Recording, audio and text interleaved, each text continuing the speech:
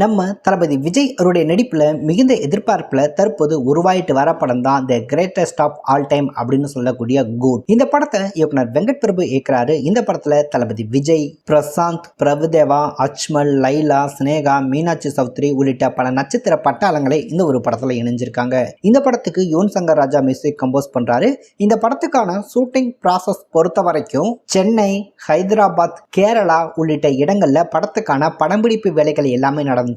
கிட்டத்தட்ட பார்த்தோம் அப்படின்னா 80% மேல இந்த படத்துக்கான ஷூட்டிங் ப்ராசஸ் எல்லாமே கம்ப்ளீட் ஆயிருச்சு அப்படின்ற தகவல் தான் கிடைச்சிருந்துச்சு.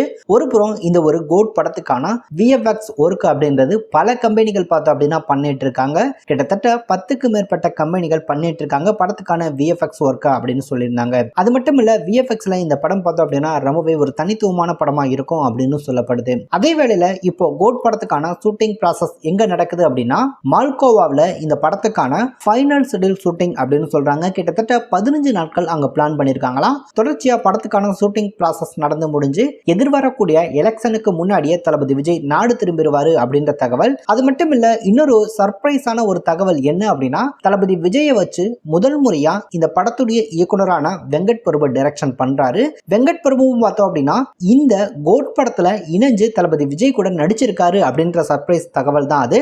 அதாவது இந்த படத்துல வெங்கட் பிரபு என்ன மாதிரி கதாபாத்திரத்தை எடுத்து நடிச்சிருப்பாரு அப்படின்ற எண்ணம் உங்களுக்கு இருக்கும். வெங்கட் பிரபு பார்த்தோம் அப்படின்னா உண்மையாகவே அவர் ஒரு சிஎஸ்கே ஃபேன். அதே போலதான் இந்த ஒரு கோட் படத்திலையும் அவர் ஒரு சிஎஸ்கே ஃபேனா நடிச்சிருக்காரு அப்படின்ற தகவல் தான் அது. அண்மையில பார்த்தோம் அப்படின்னா கேரளாவில் இந்த படத்துக்கான ஷூட்டிங் ப்ராசஸ் எல்லாமே படத்தையும் கம்ப்ளீட் பண்ணி முடிச்சிருந்தாங்க.